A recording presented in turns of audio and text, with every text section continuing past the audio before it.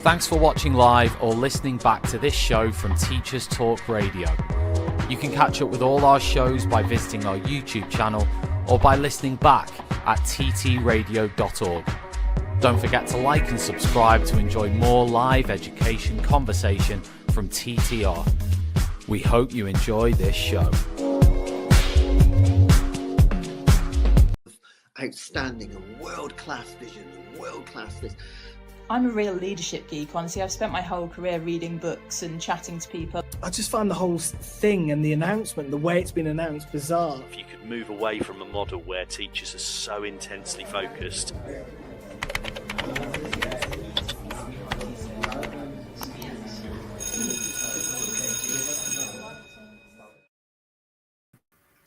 Hello everyone and good evening to you all.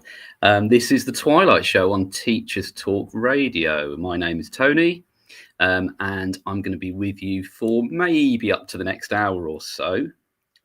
It's just going to be me today, and I'm just going to be having a little bit of giving a few thoughts and opinions, and just generally doing what I like to do as I get older, and maybe have a little bit, well, not too much of a moan, I hope.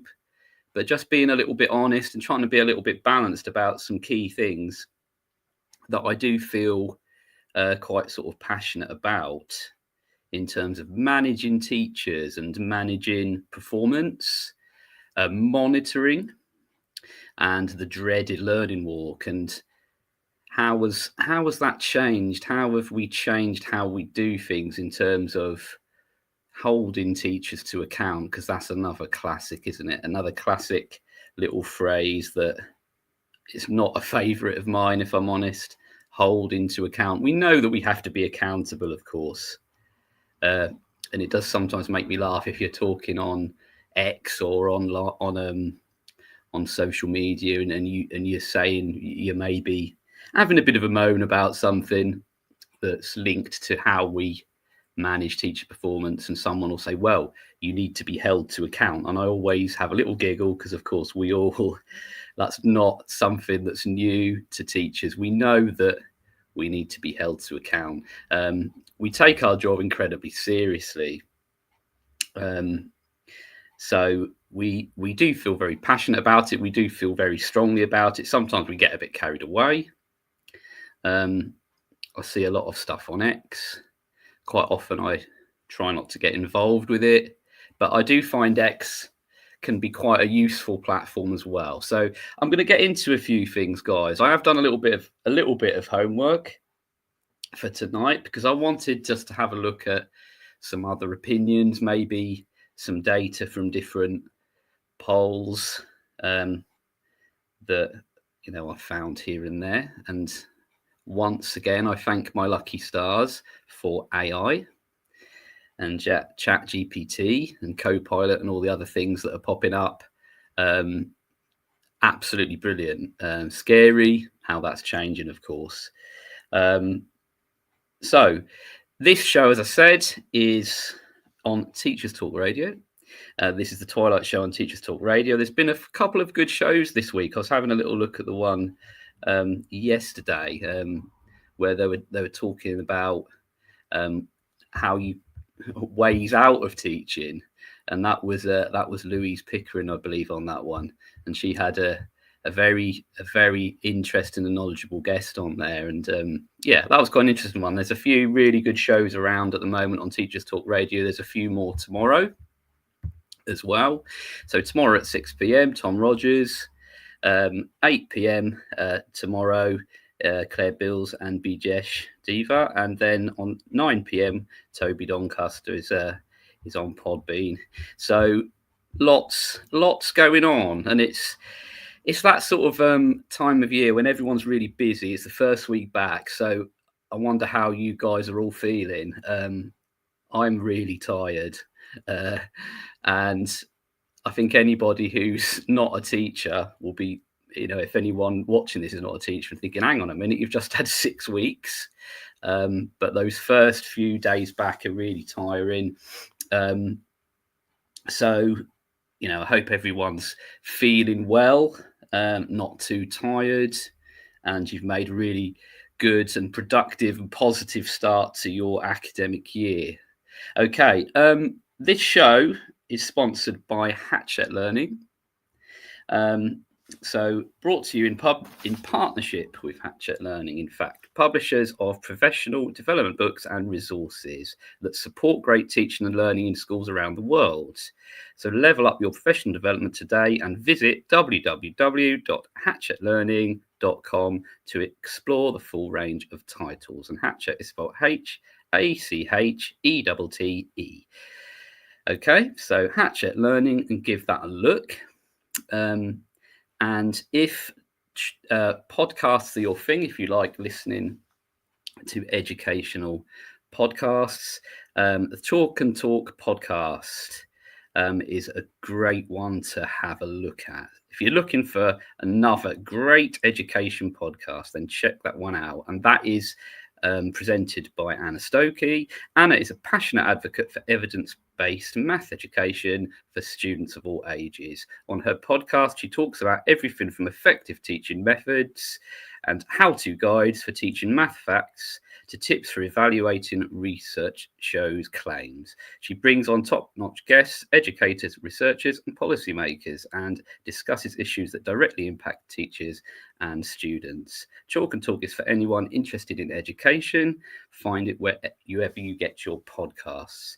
So check that one out.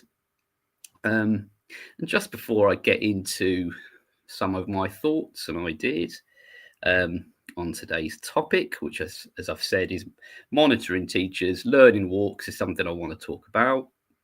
My experiences of those, past experiences of how I've been managed, and my feelings and opinions on those.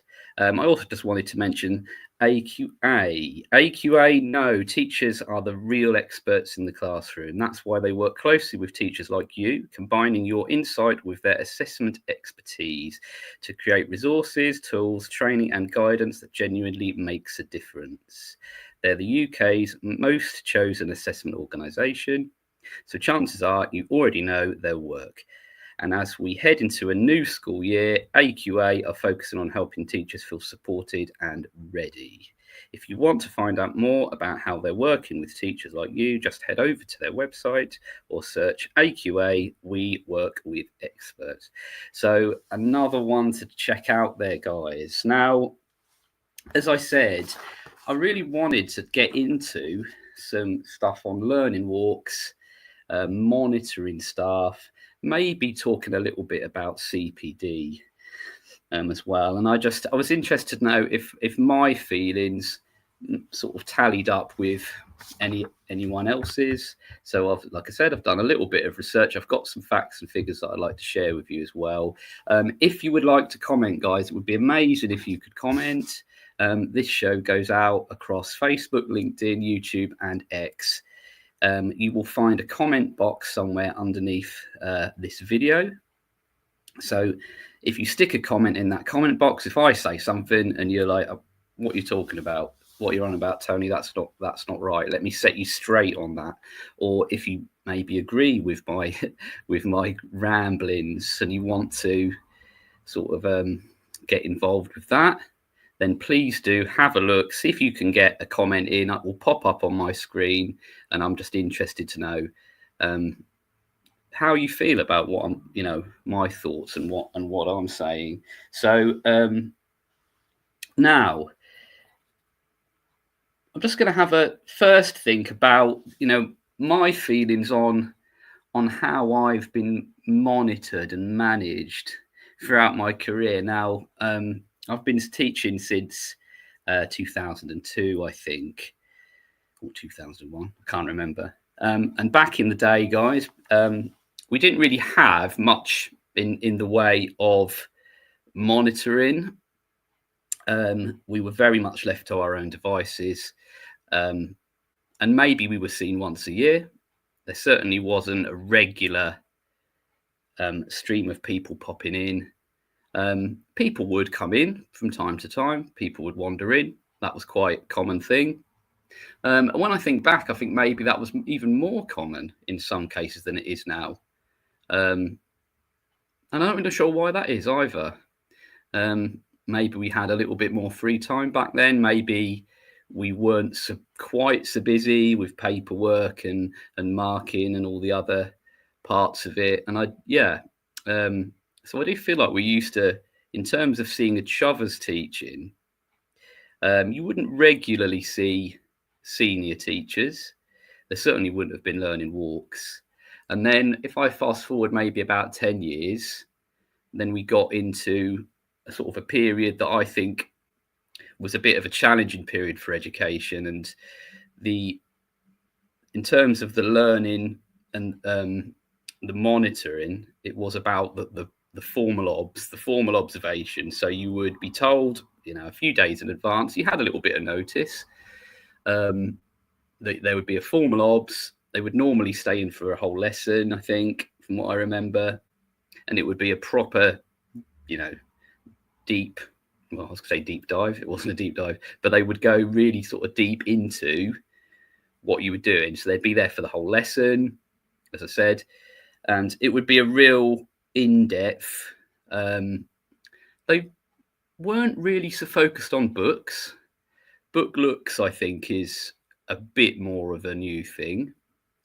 They might have been looking at sort of frequency of marking and things like that, or to see if there was marking in the book. But generally, it was a very, quite intense sort of process. You would also always have some verbal feedback in the sort of couple of days after. Unfortunately, quite a lot of schools and academies that I was familiar with were giving grades. So they were grading the lesson. I think the worst experience I had of that was a school where they would grade the lesson on the old scale. So, and I think back then you might have had satisfactory or requires improvement, or so. At some point, we got rid of that middle level, didn't we, in terms of the single word judgments? But what was going on was SLT generally in the school where I worked, and that was an academy. And if you had a different experience around that time, around about 2012, that sort of time, when I worked in this academy, and they were, as I said, they were grading lessons basically, and Ofsted would grade lessons as well at the time. And it was a case that if Ofsted came in, they would grade a lesson. They would tell the teacher what the grade was. They wouldn't, that wouldn't be in the report, but presumably all that information would go to the head teacher. But they would grade. You could speak to the Ofsted inspector and ask them what grade it was. I remember that then changed from them telling you the grade to you could go and ask them what the grade was if you wanted to know, but they didn't have to tell you. But the bottom line is, I worked in a school that were grading lessons, and basically they were saying you needed to get a 2, you needed to get a good. If you didn't get a good, they'd watch you again. If you still didn't get a good, then you would be moving on to. They would move you quite quickly onto some kind of process, or what do we call it? I can't remember the phrase they use. So it was an unofficial support program or something like that they would move you on to. So it was as cut and dried as that, and it was it was sink or swim. It felt like at the time. I don't know whether other people had similar experiences. If you do, then by all means, at any point, let me know. I'd be interested to know what the experiences were around about that time, 2010, 2011, 2012, when the academisation had really sort of taken hold. And I think we lost our way around that period of time. I do feel like we've really come out the other side of that with some lessons learned. And I learned some very, very tough lessons around that time. I've come out of that a lot stronger than I went in.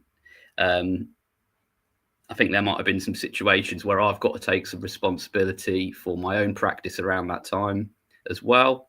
So I'm not coming on here to just moan and have a go and so on. That was just very much how things were done at the time. And now more recently, of course, we've moved away from the sort of formal obs. And again, there may still be schools that are doing formal observations, but generally we seem to have moved more towards a learning walk style. So we're like a drop in. So someone will be in your lesson for 10, 15, maybe 20 minutes max. They will have a little look. They'll take a bit of a snapshot. They will speak to students. And that's something that's obviously quite new. They will look at books. And for different reasons, my feeling at the moment is people are looking books not to check if the teacher's marking, because book marking is another thing that's sort of, well, reduced.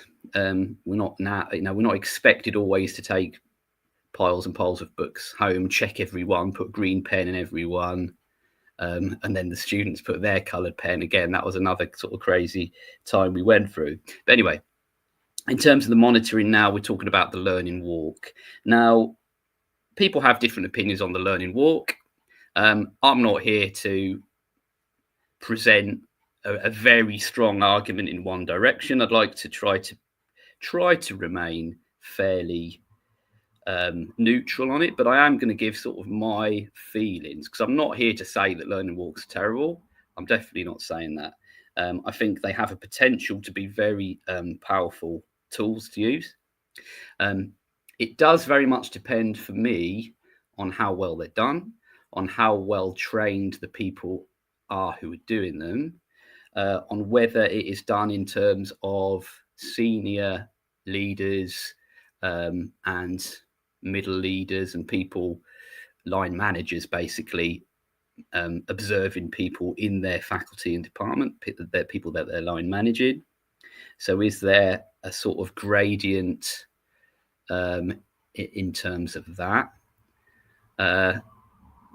What's the word? I won't say power gradient, but what I'm getting at is, I think what a lot of teachers are saying is coaching might be the way forward. And what I find interesting about coaching is it's not new. And it's like a lot of things in teaching, it's been around a long time. And I think coaching has a potential to be a real leveler in the classroom in terms of sharing practice, reducing stress. All right. So that's something that I think, and again, I've not done a lot in terms of coaching, if I'm honest. I've had schools that were about to bring it in and then I've moved on. I know that there is some coaching that we do in my current trust. The schools in the trust, there is coaching going on across the trust, but it's not something that we do as a policy in our school. The policy in our school currently is the learning walk, which will be a senior person coming in. As a lead practitioner myself, that will sometimes be me. I will be I'm going through a process of sort of working with the head teacher, I think, training so that we can have some standardization of it, because I think that's another thing that's been leveled at teachers being monitored is it is it done with consistency across a school? So that's something that I think we're doing right, is that as lead practitioners, our team are working closely with the head teacher. We are directly line managed now by the head teacher, and we will be standardizing our thoughts and ideas in terms of when we go into classrooms. So I think that's really important, because sometimes if you are going in as a more senior member of staff, then you've got to really know, I know it sounds silly to say, you've got to really know what you're looking for.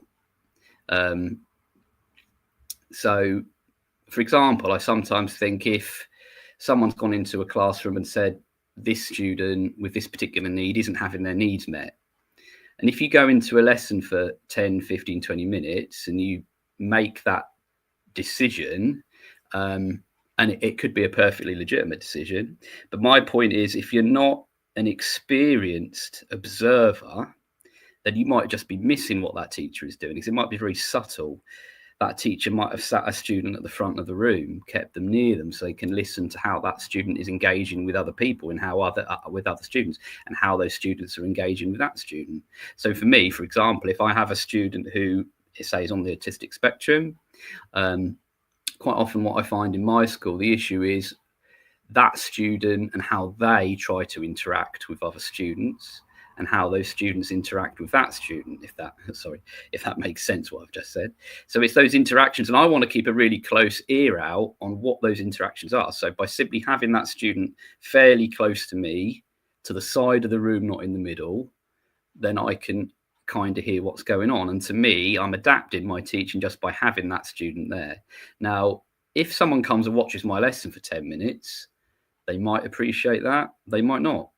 And my point is, it needs to be that two-way situation where you're talking to that teacher and having a conversation on something you've seen, and I think that comes down to sort of experience and training and standardization across the school. So I do think that's really important.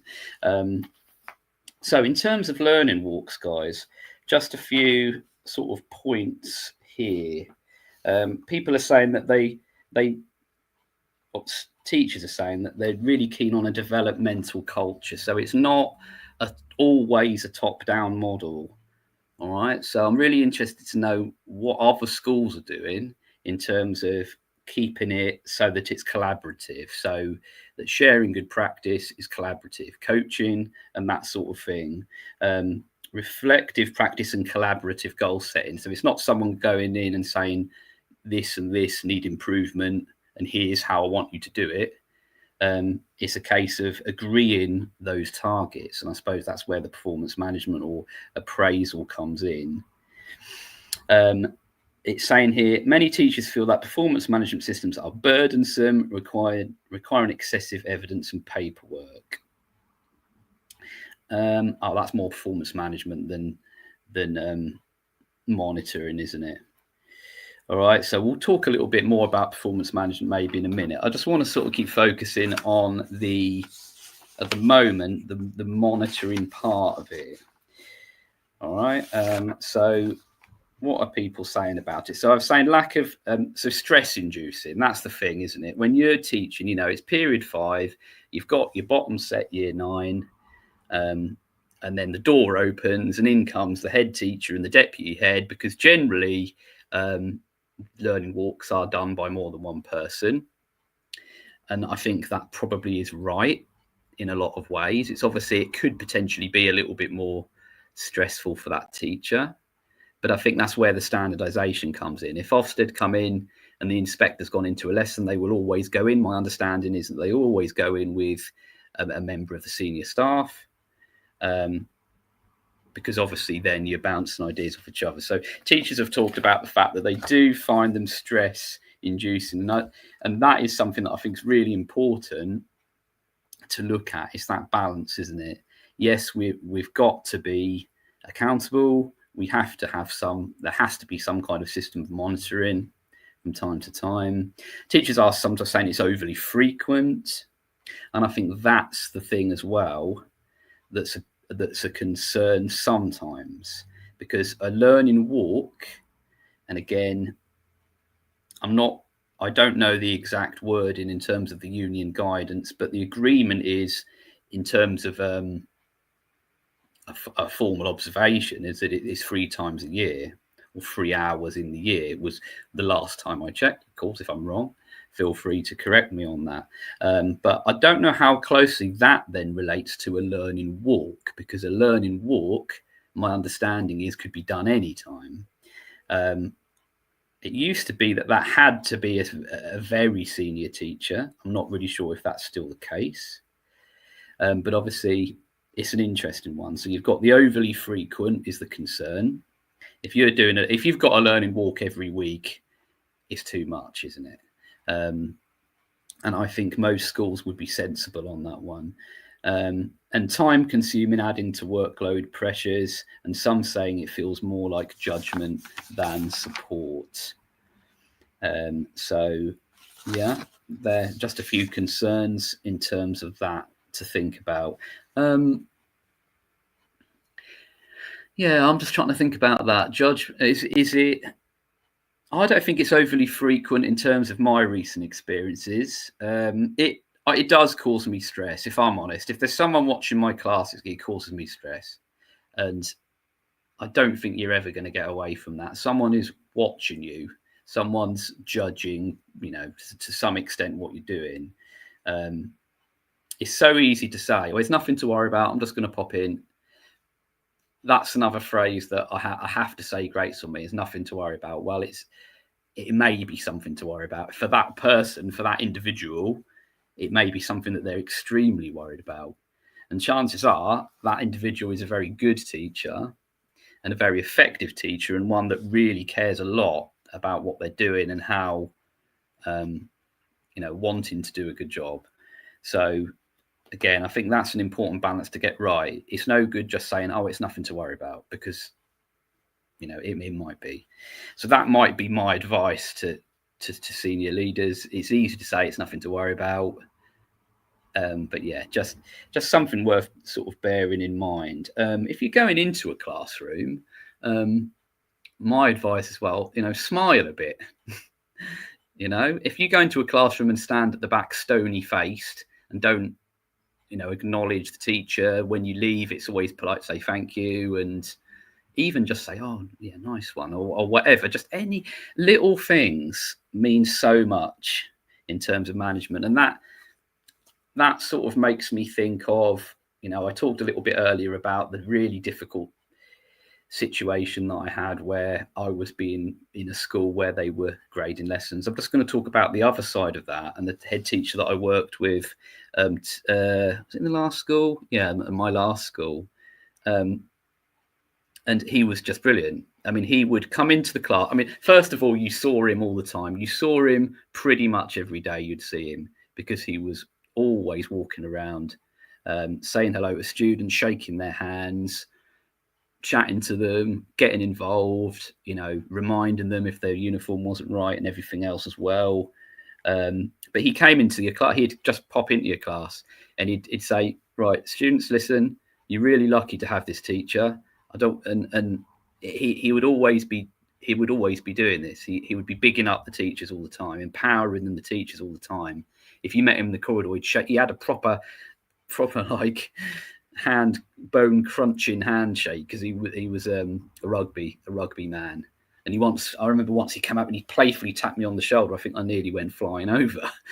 But he's like, the way he was, I don't know, was catching. What's the word? There's a word I'm trying to think of. It's late in the day, but he sort of made you feel. It sounds really silly to say, but he was just a really good people manager in terms of that. So that he, obviously people had different opinions of him. He wasn't everybody's cup of tea, but then at the end of the day, when you're a leader, I've never been a senior leader, so it's easy for me to come on here and say this was good, that was rubbish. I've not been a senior leader. I've been a middle manager. I've got some whole school responsibility as a lead practitioner, but I'm not SLT. So there are going to be situations where you've got to make a decision, and if you feel like it's the right decision, you've just got to go with it, haven't you? I suppose you can't always be second guessing. If you listen to everybody, then you're never going to get anything done. So, but yeah, I just wanted to talk about this. I won't give any names. I never give any names of individual people without their permission on here. But that particular head teacher, he was a sort of guy, you met him, he'd shake your hand, he always had time for you, he's always positive, and you always felt better after you'd seen him. I remember one time, just one more story on this gentleman. One time, I went out to my car. It was like sort of late-ish after school, maybe, I don't know, 5:30. I'd done a little bit of work after school. I went out to my car and I realised that I'd locked my keys in the car. I couldn't get in the car. And he came out and he asked what the problem was. And he said, look, don't worry, Tony. We'll get I'll get you a taxi back to your house. We'll pay for it. Don't worry about it. We'll pay for it. And I just thought, wow. And that was the sort of thing that this guy would do. And I think it's a very important balance between obviously having a vision, being holding people to account, because of course you need to hold people to account, even though I hate the phrase, because generally we're our own worst critics. I would say, teachers, a lot of the time, and that's how it should be as professionals. So anyway, sorry, that was just a little story that I thought was quite interesting. So some different ways that I've been managed in not a very good way, and ways that I feel like, some really good management. So lack of consistency. So I'm just looking on here. Teachers note significant variation between schools and leadership styles. In some places, monitoring feels tokenistic or box ticking. So, and not genuinely developmental. And again, that's kind of understandable. It's not acceptable if things are becoming just purely tokenistic and box ticking. But I can kind of understand, with the amount of teachers in a school that you're having to manage, that you need some kind of policy to facilitate that actually working and being possible. I've worked in schools where they dispensed with verbal feedback and they just sent an email. I've worked in schools where they give a score, like out of 10, for different aspects of the lesson, but they don't share that with the teacher. They share the general feedback with the teacher, but the score does feed into some kind of system where the data is centrally stored. And I've seen that a few times as well. I'm not sure how I feel about that, but I suppose you could argue that that might solve the problem in terms of, keeping things consistent. Assuming that the people doing the observations, as long as there's some standardization in terms of that monitoring as well. Okay, so what else have people said? So mentioning coaching again. All right, so coaching again, that's something that again, it's not a new idea. I remember coaching from, 10, 15 years ago. So coaching isn't a new idea. I do remember, again, quite some time ago, in the first school I worked at, I went to see another teacher's lesson, just someone who I worked, really good friend who I worked with. I went to see his lesson. He came to see my lesson. We did some sort of a mutual observation of each other's lessons, and sort of on a level. And I think that is a very powerful thing as well. So you don't have that sort of authority gradient in terms of a leader, say, so you don't always have that. So you are going to need that sometimes. If you're a senior leader, you need to know what's going on in your school, of course. But I suppose that's what I'm interested in, that striking that balance between being collaborative with your with the monitoring. And I always think as well, and this is something else that I've heard recently people starting to do, is watching other teachers. So what I mean is, if you are SLT, you tend to see a lot of other teachers teach, and I think you're in a position where you can learn. I think the assumption is always that the senior teacher is the one that can teach the less senior member of staff how to improve their teaching, which may well be the case. They may well have had CPDs around that. They may have done their NPQ, whatever, NPQH or NPQSL. And they may have a little bit more know-how than that member of staff. But at the same time, it can very, very easily work the other way around. So what about teachers going into other schools? And this is something that I think I tweeted about, because I said that's not always easy, because then, of course, you've got cost issues and cover issues and things like that. I think somebody had suggested to me, if it's within a school, SLT could do the cover while that member of staff goes and watches another teacher teach. which I suppose is an option as well. But my point is, are teachers getting enough opportunity? And I already know the answer, it's a rhetorical question. Are teachers, classroom teachers, getting enough opportunity to watch other teachers teach?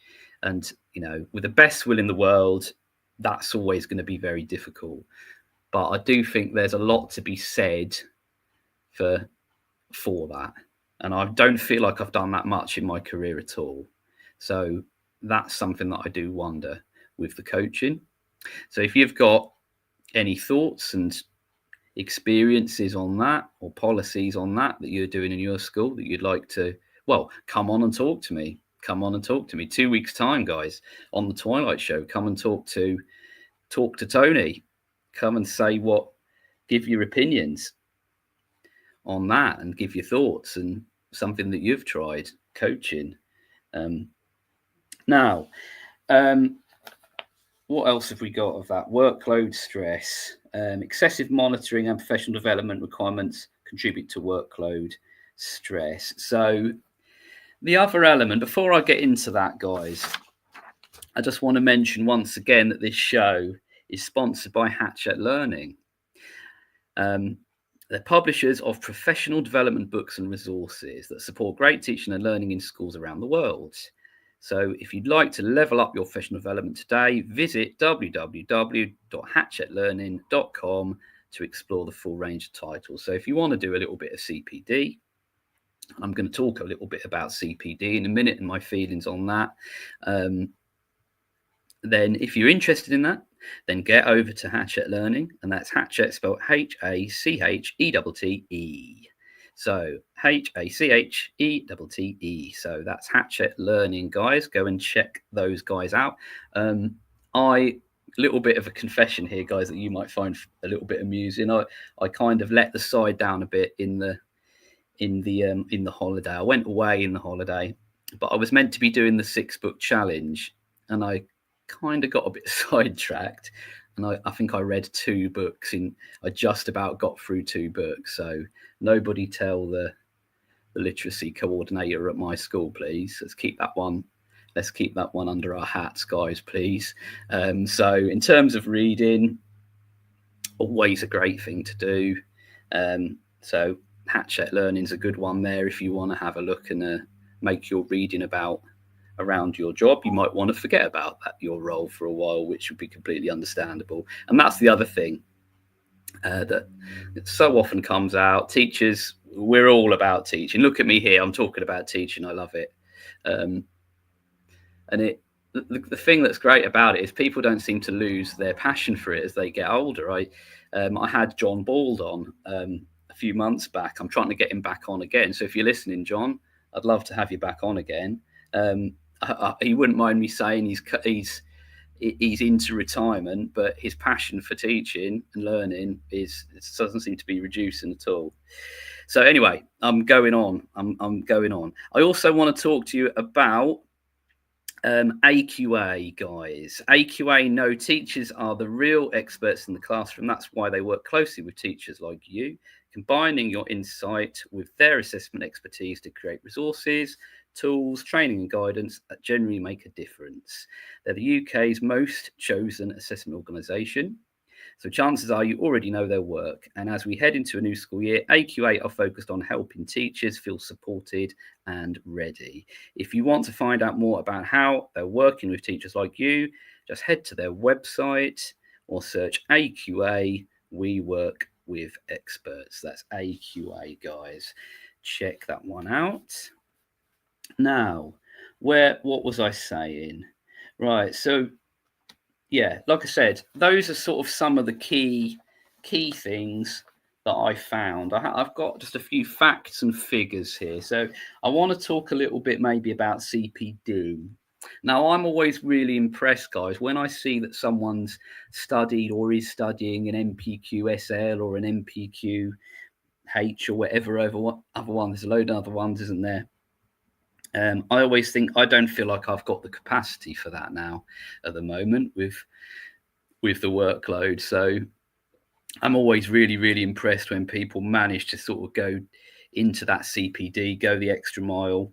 It's not something I've really sort of managed to do guys, so far. So I've just got a few facts here. So this is about teacher opinions regarding performance and professional development. So performance monitoring and professional development. So there's a few surveys. So I'm always interested in what other people are saying. It says almost all teachers engaged in CPD in the last year. A lot of this has come from government sources. So they say 98% of teachers engaged in CPD. The most common formats were in-school training, which is 76%, lesson observation and feedback, 74%, and self-directed reading, 57%. Obviously, I wouldn't be very good at that based on how I did on the 6-book challenge over the summer holiday. Now, barriers to professional development. It says here in 2023, it's a couple of years ago now, 85% of teachers cited workload pressures as a significant barrier to CPD. Now, I would have to really agree with that one. Other major obstacles included the cost of cover, which is 73% of people said that. So cover was a major issue in terms of them actually being able to engage in CPD, which again, it's hard to disagree with. And the budgets, budgets are so stretched at the moment. So that is obviously, it's always going to be a factor, isn't it?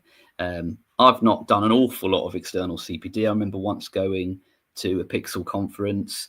Pixel, I can't remember. It was in London. It was brilliant. People, the speakers getting up, really just a great day out. Go down on the train. The train was paid for, my school and the trust paid for that. So we went down to Westminster, myself and a colleague. It was just a really brilliant day out with some great CPD and a few good ideas coming out of it. I remember that's when I heard somebody talking about the walking, talking mocks. That was my first sort of introduction to walking mocks, whatever way around it is. And that was, I think that was about 10 years ago now, over 10 years ago, actually. Right, what's it saying here? Impact of professional development. Between 2021 and 2023, perceptions improved slightly. 49% felt PD was relevant, up from 44%, and 46% considered it high quality. So generally a slight improvement of in terms of how teachers are viewing professional development CPD. However, workload remains a leading challenge. Right, another thing that I found interesting, guys, I didn't know much about this, performance-related pay. Now, just starting to, because I know I mentioned sort of more learning walks and monitoring, but I wanted to just mention sort of appraisal and performance management as well. And it says here, in 2024, NEU survey said only 13% said performance-related pay was dropped for their last appraisal cycle. 30% reported no announcements on the matter. When reviewing pay policies, only 36% found them fair, while 52% had no knowledge of their contents. On appraisal objectives, 41% said people performance was not included, whereas 23% said it was the main driver. So that's in 2024. So, I mean, that surprised me. And again, maybe I've been lucky. And I'd be happy for anyone to give their thoughts and opinions on that. But that performance-related pay is something that, well, it depends what you mean by it, doesn't it? If you're going up the pay scale, the pay bands, yeah, I suppose the reason it's not been under my radar is because I've reached the top of that pay band. So I suppose that's probably why it's not really been on my radar. But my feeling was that performance-related pay was pretty much a thing of the past, but it is something that schools can still choose to do. And yeah, again, that's something that I wasn't really aware of, to be honest, because my performance management hasn't been linked to student outcomes for many, many years, or quite a few years anyway. So that one was quite interested, and maybe I'm just lucky on that. So if anyone's got any alternative like experiences on that, I'd be interested to hear from you. Flexible working. Now here's something, guys, that I don't think the education profession has really managed to do properly yet. And this is something that's come up on here. It said in 2023, 46% had access to flexible working, up from 40% in 2022, including remote PPA time and ad hoc personal days. Most remained skeptical. 56% disagreed. This was in 2023, a couple of years ago. 56% disagreed that flexible working was compatible with a teaching career. Wow. 56% of teachers don't even think they could have flexible working. Anyway, flexible working is going a little bit off the topic. And the 64% did not feel confident requesting it. But again, I suppose it comes under management of staff as well. So I suppose I've not gone too far off the topic with that one, guys. I hope you don't think so. Just a few opinions there, guys, on that.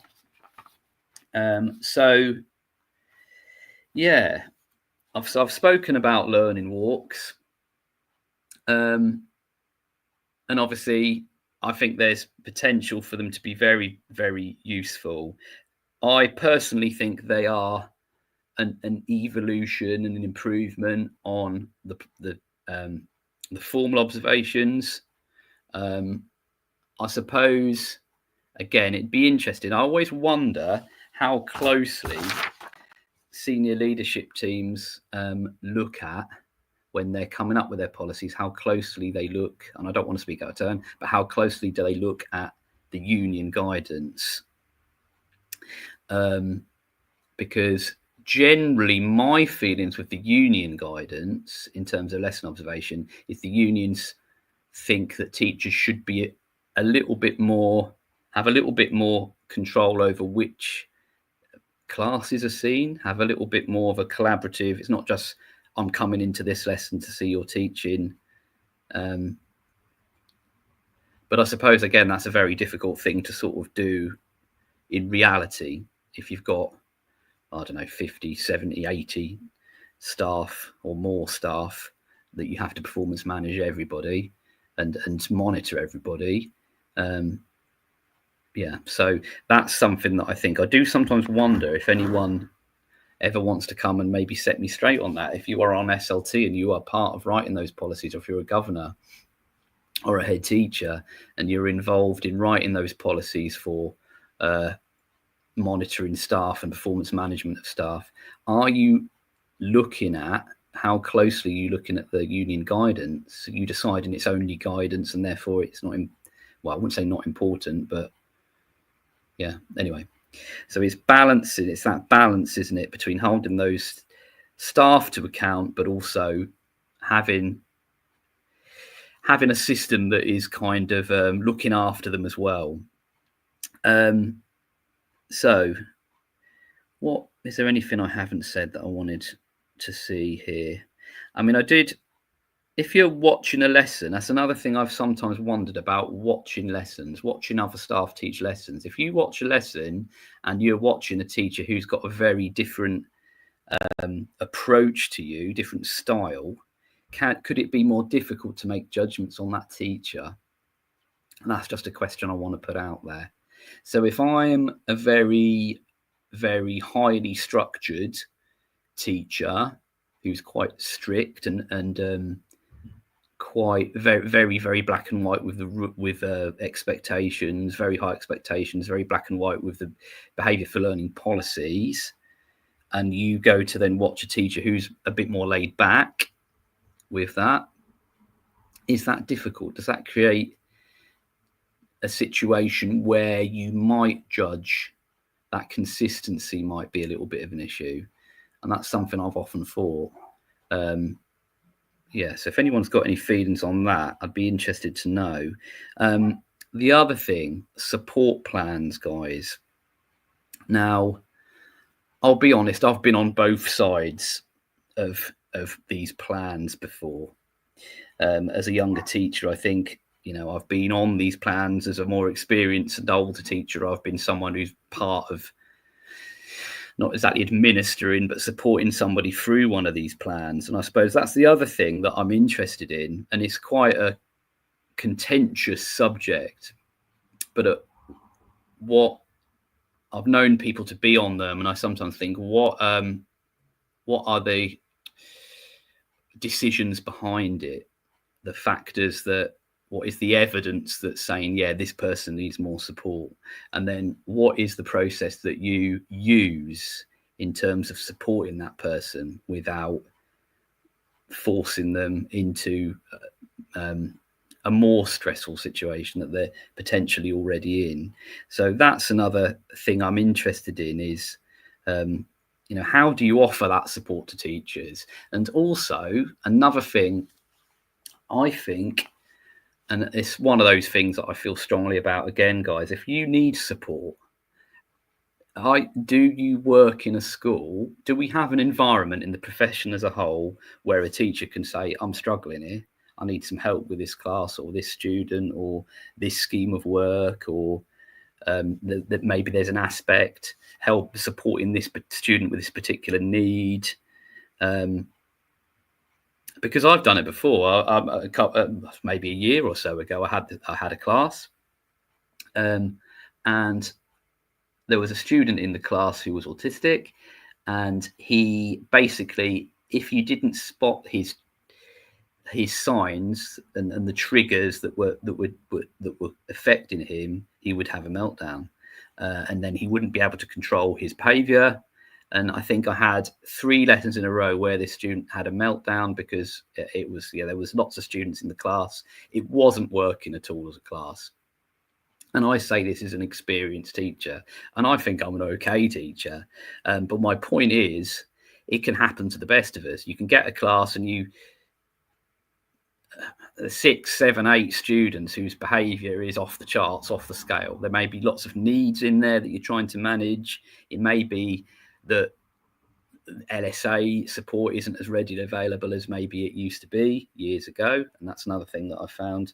And again, it comes down to budgets and money, doesn't it? But my point is, if you've got into that position, how good are we as a profession, and how good is your workplace in terms of helping you if you need support? And I think we've got better at that. Because when I made that point a year or so ago that I had this class that I found that I couldn't teach, they changed the sets, and it was fine. It solved the problem. They changed the sets around. They looked at the students in that group. They reallocated some LSAs and various other things, and it worked. So I've got to say, fair enough. In that, I think that has improved. Have we moved away from that sort of feeling that if you ask for help, that's a sign of weakness? Because that's how I felt 15 or so years ago. I felt like it was very difficult to ask for help because people would see that as a weakness. And obviously that's not good management, is it? And I'd be interested to hear people's feelings on that as well, guys, because I think we're moving. I mean, I work in a challenging school, and I seem to have worked in challenging schools through most of my career now. I've seen some various different schools. I think this is the 5th or 6th school, I've lost count, that I've worked in. And there are situations where people are going to need support. And if people don't ask for support because they're worried about how it reflects on them, there's only one way that's going to go. So we need to have channels where we can be open, we can be honest, we can feed back, we can raise concerns, and we can ask for support. And I'd just be interested to know how people feel about that. Is it something that you feel like you can do? You probably don't want to come in and talk about it on here live, but it's just something that I feel, I think pretty much every teacher I come across has had a tough time in their career for one reason or another. So we've got to look after teachers, haven't we, is the bottom line. Right. I think I've got across most of the things that I wanted to talk about, guys, today, really. I've got just a few things on here. I'm just going to summarize because I've got this little summary here. I just want to see if I've covered the main things. So I did a little bit of a search on the issues surrounding monitoring performance in teachers in the UK. So I mentioned we've had this shift away from performance-related pay.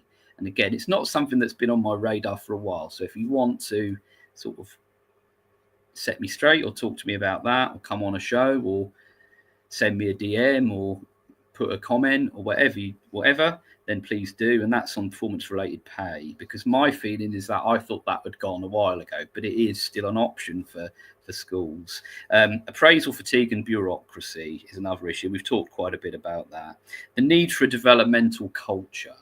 So are we allowing teachers to be collaborative with each other? Are they able to watch each other teach? Are they able to go out and visit another school for half a day in the trust, if you're part of a trust?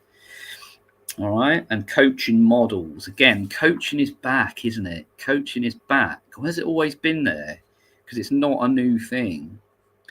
There certainly wasn't any coaching 12, 13, 14 years ago when I was in the school that nearly ended my career. There definitely wasn't coaching going on there, guys. It was scrutiny. It was scrutiny and nothing else. We've moved on from that. We really have.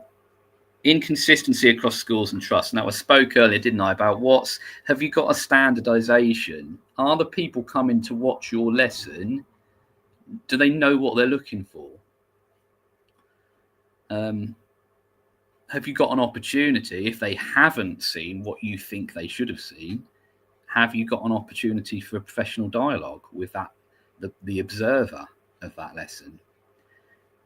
Because that's important as well. So learning walks again. Yeah, I think it mentions light touch. It is a bit lighter touch than it used to be in terms of the formal observations. Learning walks, book looks. Now that's one, is it? That's a bone of contention with some people. Book looks, because that's interesting. When you're looking at a book, they used to look at. I remember a school, and again, not going to mention any names. I worked at a school where there was such a focus on books. I think someone from the DFE had come into the school. They picked up a book and there was no marking in it for half of the academic year or something like that. And that kind of set off this crazy process where the SLT in that school decided that we were going to have stickers, different coloured stickers for consecutive weeks. There was a sticker for teacher feedback. There was a sticker for peer feedback. There was a sticker for self-assessment and so on. And it got to the point where SLT would come into the class, they would open up books, they'd be looking down, they wouldn't look up from the book, they wouldn't be looking at what the teacher was doing, they weren't looking at the learning in the classroom. I really wish I was making this up, guys. Absolutely crazy. So in terms of book looks, we've completely shifted, because my understanding now about book looks is they're not really looking at marking, they're looking at the book, the layout, the consistency. Is there a pattern? Is that student just copying off the board, or is that student actually doing work that can be assessed, or that can be used to assess their understanding of something that they've learned? Is there evidence that that student has had their work assessed, or they're assessing it themselves? Is there evidence that that teacher is giving them some feedback in the lesson? Is there evidence that that teacher is giving them written feedback, which doesn't have to be bookmarking, guys? Is very much my opinion. The whole class feedback, I think there's an awful lot of mileage in the whole class feedback. If you want to come on and talk to me about whole class feedback, I'm really interested as well in that. How can we cut that time down? How can we be efficient and feed back to students in a way that's actually effective and meaningful without lugging tons and tons of books home in those little wheeled trolleys up and down the corridor? So yeah, book looks, my feeling is that they've changed. And again, looking at a book and really understanding what you can learn from a book is a skill. You need to know really what you're looking for in that book, don't you? How closely are Ofsted now looking at books? because my feeling is they're not quite as interested in books as they used to be. I think they still are interested in books, but it's more of a whole picture now. There's this triangulation, isn't there? Another great word, triangulation, so that they're looking at a class and they're then asking for those books to look in the books to see if what they've seen in the lesson tallies up. So long term, can they be confident that that student is making progress, I suppose? So book looks have changed. I feel like I could do a whole show on book looks. If you want to come along onto the Twilight Show with Tony and talk about book looks, then I'd be really interested if you've got some insights into that as well, guys. And it's that time of year where it's not always easy to get people on, and I totally get it. There's so much going on the first few weeks back, isn't there? Union and tensions between accountability and support. Schools must ensure teacher quality and student outcomes, but monitoring feels punitive. If it feels punitive, it damages morale and reduces trust, discourages innovation or honest reflection. Okay. I haven't really said much about appraisal and performance management, but that might just be a one for another day. It says here, unions, NEU and NASUWT argue that appraisal should not be tied to pay or used for capability procedures without adequate support. Monitoring should not be excessive or data-driven at the expense of well-being. So that, kind of goes some way to answering my question about the unions and the guidance, and is that being taken into account? So I suppose it comes down to the policy of the school, doesn't it? What policy is the school using? And my understanding is the performance management process needs to be exhausted before you move on to the next process. If there is a teacher that needs support, then first of all, that should not be seen as a weakness, quite the opposite. I think if a teacher's going and asking for support, they care about their practice, they want to improve their practice, they're not sweeping things under the carpet. And I think that's what it's all about, isn't it? Having that, being able to be honest, feeling confident that you can be honest and ask for support, and that you've got nothing to hide in your classroom. We need that trust, that professional trust. So guys, I think I'm going to wrap that one up there. I just want to say thank you to everyone who's joined and listened and put up with me rambling on this evening. I hope there's been a few things there that have been of interest to you. Do let me know if you'd like to come on to a future show. I do the Twilight Show every 2 weeks on a Wednesday, so the next one will be in 2 weeks' time. If you're interested to come on that, guys, please do let me know. If you're interested in watching some more shows on Teachers Talk Radio, as I said, there's some coming up tomorrow. Tom Rogers at 6, Claire Bills and BJS Devo on Spaces at 8, and they got Toby Doncaster on Podbean tomorrow at 9. All right, so check out those shows, guys. There's a lot of really good stuff and some great guests coming on, so give it a look. I just want to say thanks once again to everyone who's joined and listened in. All right. I hope you've all had a really good first week and a half, has it been? Or 2 weeks if we include our I did 2 days of CPD last Monday and Tuesday, so I suppose we're a week and a half in. I hope it's been a really great start for everyone.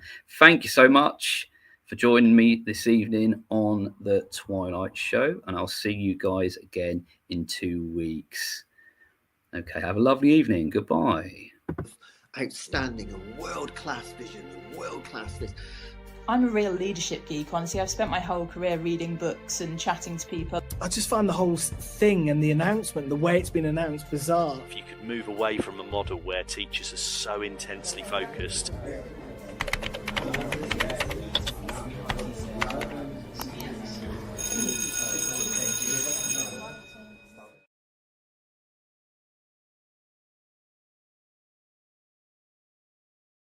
Outstanding and world-class vision and world-class this. I'm a real leadership geek, honestly. I've spent my whole career reading books and chatting to people. I just find the whole thing and the announcement, the way it's been announced, bizarre. If you could move away from a model where teachers are so intensely focused.